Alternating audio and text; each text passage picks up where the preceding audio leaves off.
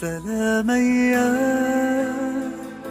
رسول الله، سلاما يا حبيب الله، سلاما يا رسول الله، سلاما يا حبيب الله، سلاما يا رسول الله، سلاما يا حبيب الله. Kezaliman adalah perbuatan dosa. Kezaliman adalah perbuatan yang dilarang.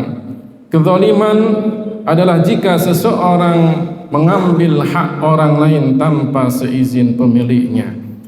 Kezaliman jika kemudian seseorang menghukumi dengan hukum yang tidak adil. Kezaliman adalah sesuatu yang nanti menyebabkan siksaan di akhirat.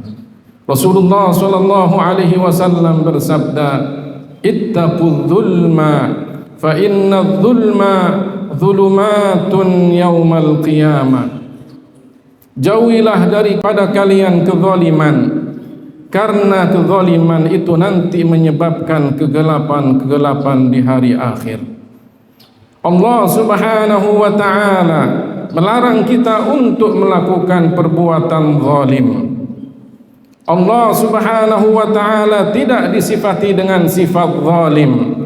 Wa ma rabbuka bidzallamin lil 'abid, dan tidaklah Tuhanmu adalah yang melakukan perbuatan zalim kepada hambanya.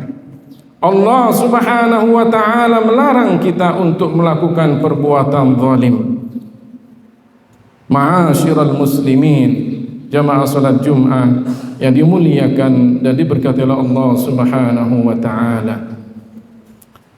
Ketika seseorang membunuh orang lain adalah perbuatan zalim. Ketika seseorang mengambil hak orang lain adalah perbuatan zalim. Ketika seseorang menghina orang lain adalah perbuatan zalim. Semuanya ini dilarang di dalam agama Islam. Tapi ingat, ada perbuatan zalim yang tidak menyakiti orang lain, tapi menyebabkan kita yang kemudian melakukan perbuatan zalim tersebut, jika kemudian tidak bertaubat kepada Allah Subhanahu wa taala, maka nanti di akhirat akan mendapatkan siksaan. Luqmanul Hakim menyebutkan nasihatnya kepada seorang anaknya. Wa idh qala Luqmanu libnihi wa huwa ya'iduhu, ya bunayya la tusyrik billah, innasyirka la zulmun azim. Ketika Luqman memberikan nasihat kepada anaknya, wahai anakku, janganlah kamu melakukan perbuatan syirik kepada Allah. Sesungguhnya perbuatan syirik itu adalah kezaliman yang agung, kezaliman yang besar. Orang ketika dia melakukan perbuatan syirik, menyembah selain Allah Subhanahu wa taala, maka dia telah melakukan perbuatan zalim terhadap dirinya. Jika kemudian dia meninggal dunia dalam keadaan musyrik, maka tidak akan mendapatkan ampunan dari Allah Subhanahu wa taala. Innallaha la yaghfiru ay yushraka bihi wa yaghfiru ma duna dzalika liman yasha. Sesungguhnya Allah tidak akan mengampuni dosa orang yang melakukan kemusyrikan kepadanya, dan sesungguhnya Allah akan mengampuni dosa-dosa selain kemusyrikan. Dosa-dosa besar di bawah kemusyrikan bagi mereka yang dikehendaki oleh Allah Subhanahu wa taala. Syirik dan kekufuran adalah kezaliman. Allah Subhanahu wa taala menyebutkan di dalam Al-Qur'an, wal kafiruna humudz zalimun, dan orang-orang kafir itu adalah mereka yang telah melakukan kezaliman yang terbesar. Ma'asyiral muslimin, jamaah salat Jumat yang dimuliakan dan diberkati oleh Allah Subhanahu wa taala. Di antara macam kekufuran adalah ketika orang mengucapkan kata-kata kufur dengan lisannya. Ini artinya ketika orang kemudian tidak menjaga lisannya, maka dia telah melakukan perbuatan zalim terhadap dirinya sendiri. Kekufuran bisa menyebabkan seseorang keluar dari agama Islam. Kekufuran bisa menyebabkan seseorang akan disiksa selama-lamanya di dalam neraka. Rasulullah sallallahu alaihi wasallam bersabda, "Innal 'abda la yatakallamu bil kalimati la yara biha ba'san yahwi biha fin nari sab'ina kharifa." Sesungguhnya seorang hamba mengatakan satu kata yang dia sendiri menganggap bahwa perkataan itu tidak membahayakan dirinya, bukan sesuatu yang haram, bukan sesuatu yang kufur, tapi dengan sebab perkataannya dia dicampakkan ke dalam neraka yang jaraknya dari ujung neraka sampai pada dasar neraka adalah sampai 70 tahun lamanya. Itu artinya bahwa orang tersebut dimasukkan ke dalam dasar neraka, dan dasar neraka tidak akan dihuni kecuali oleh orang-orang kafir. Karenanya suatu ketika Luqmanul Hakim diminta oleh seseorang untuk menyembelih kambing, kemudian diminta untuk mengambil sesuatu yang paling baik dari kambing tersebut. Luqmanul Hakim kemudian menyodorkan kepada orang tersebut lisan dan hati. Kemudian suatu ketika diminta lagi untuk menyembelih kambing yang lainnya, dan beliau Luqmanul Hakim juga diminta untuk mengambil sesuatu yang paling jelek dari badan dan anggota tubuh kambing tersebut. Sekali lagi kemudian dia menyodorkan lisan dan hati. Orang ini kemudian heran, "Wahai Luqman, ketika aku minta kepadamu sesuatu yang paling baik dari anggota badan kambing tersebut, kamu sodorkan lisan dan hati.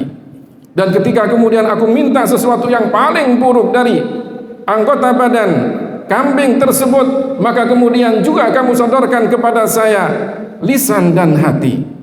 Apa kata Luqmanul Hakim? Jika seseorang baik dalam ucapannya dan baik dalam hatinya, maka dia akan selamat. Jika seseorang tidak baik ucapannya dan tidak baik hatinya, maka dia tidak akan selamat. Bukankah Rasulullah sallallahu alaihi wasallam menyebutkan, "Ala inna fil jasadi mudghah, idza salahat salahal jasadu kullu, wa idza fasadat fasadal jasadu kullu, ala wahiyal qalbu." Bukankah di dalam diri kita ada sekerat daging?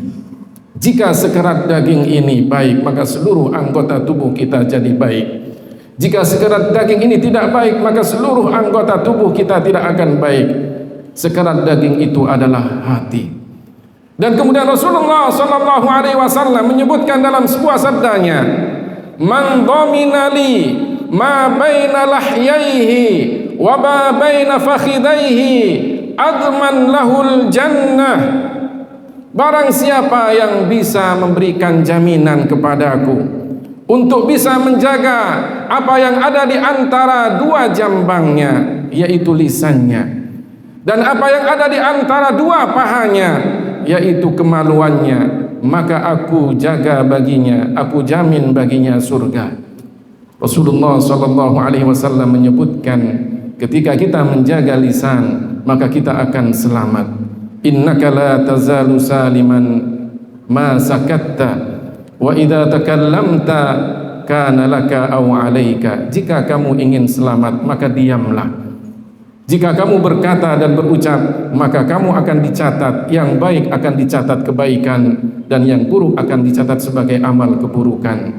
Ma yalfidhu min qawlin illa ladaihi raqibun atid. Tidaklah seseorang itu berucap kecuali di situ ada malaikat yang mencatat ucapan kita. Ada malaikat raqib, ada malaikat atid yang mencatat semua ucapan yang baik dan yang buruk dari kita. Karenanya kemudian para ulama mengatakan, al-lisanu jirmuhu shaghir wa jurmuhu kabir. Lisan itu bentuknya kecil, tapi akibatnya besar. Jika kemudian orang tidak bisa menjaga lisannya, dengan sebab lisan dia bisa bertengkar dengan saudaranya, dengan sebab lisan dia bisa bermusuhan dengan temannya, dengan sebab lisan bisa dia dijerumuskan ke dalam penjara, dengan sebab lisan dia bisa dibunuh oleh orang lain. bahkan dengan sebab lisan dia bisa jatuh dalam kekufuran.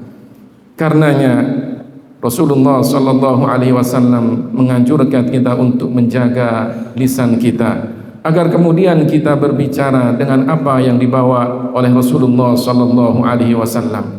Ketika kita berhadapan dengan orang yang lebih tinggi derajatnya daripada kita, ketika kita berhadapan dengan penguasa, ketika kita berhadapan dengan seorang pemimpin, maka kita akan mengatur ucapan kita. Tidak akan kemudian terucap dari lisan kita kata-kata sembarangan. Di dalam agama Islam, jika kemudian kita ingin selamat, maka jaga lisan kita, karena ada malaikat raqib dan atid yang akan mencatat apa yang kita ucapkan. Setiap ucapan kita tidak akan pernah lepas dari catatan malaikat raqib dan atid.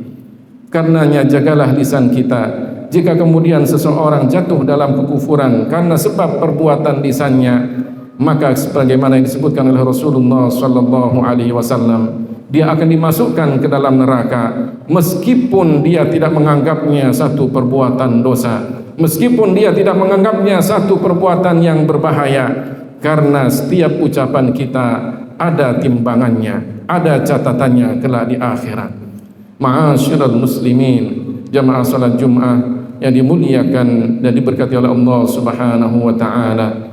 Rasulullah sallallahu alaihi wasallam menyebutkan dalam sebuah sabdanya, "Alaika bitulis samti illa min khairin, fa innahu matratatun lisyaitani anka wa aunun laka ala amri dinika." Hendaklah kalian memperbanyak diam. Jika kemudian diriwayatkan perkataan adalah perak, maka diam itu adalah emas. Karena diamnya kita itu adalah menjaga diri kita dari godaan setan, dan kemudian juga akan menjadi penolong kita untuk melakukan kebaikan. Bukankah anggota badan yang paling banyak melakukan aktivitas adalah lisan kita? Karena paling banyak melakukan aktivitas, maka paling banyak melakukan perbuatan dosa. Aktsaru khotoya bani Adam min lisanihi. Paling banyak dosa anak Adam itu adalah dari lisannya. Karenanya kita berharap kepada Allah Subhanahu wa taala, mudah-mudahan kita di antara hamba-hamba Allah yang diberikan kemudahan oleh Allah Subhanahu wa taala untuk menjaga lisan kita, untuk senantiasa kita jaga, dan kemudian kita diam dari sesuatu yang tidak ada manfaatnya, agar kita selamat di dunia dan di akhirat, agar kita selamat kelak di akhirat dari siksaan Allah Subhanahu wa taala, agar kita termasuk orang-orang yang beruntung kelak di hari kiamat. Amin ya rabbal alamin.